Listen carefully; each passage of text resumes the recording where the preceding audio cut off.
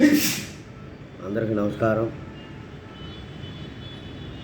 జగన్మోహన్ రెడ్డి ముఖ్యమంత్రిగా ఉన్నప్పుడు అప్పటి ప్రతిపక్ష నాయకులు చంద్రబాబు నాయుడు గారికి 23 మంది శాసనసభ్యులు ఉంటే అసెంబ్లీలో 5గురినో 6గురినో తీసేస్తే ప్రతిపక్ష హోదా కూడా లేకుండా పోయిద్దని చెప్పిన జగన్మోహన్ రెడ్డికి ఈరోజు అదే పరిస్థితి 11 సీట్లు వచ్చినాయి.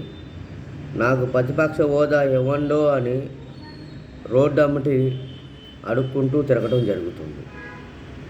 అదే అహంకారం హాంభావం లేకపోతే జగన్మోహన్ రెడ్డికి పద్ధతి బాగుండేది.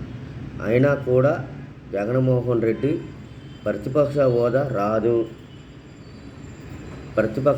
రాదు కానీ ఇవ్వాలి అంటారు. కనీసం వారు నియోజకవర్గాల్లో గెలిచారు, కనీసం ప్రజల కోసం మాట్లాడదామనే ఆలోచన కూడా లేకుండా 11వ తారీఖు వచ్చారు, 11 నిమిషాలు ఉండారు, వెళ్ళిపోయారు. దమ్ము ధైర్యం ఉన్న నాయకుడు, అభివృద్ధి చేయగలిగిన నాయకుడు చంద్రబాబు నాయుడు.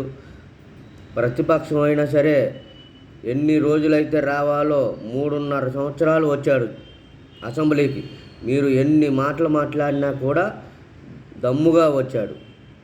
లాస్ట్లో మీకు ఆయనకి కుదరలా, రాను అన్నాడు. మళ్ళీ గెలిచిన తర్వాత వస్తానన్నాడు. మగచీరుగా గెలిచాడు.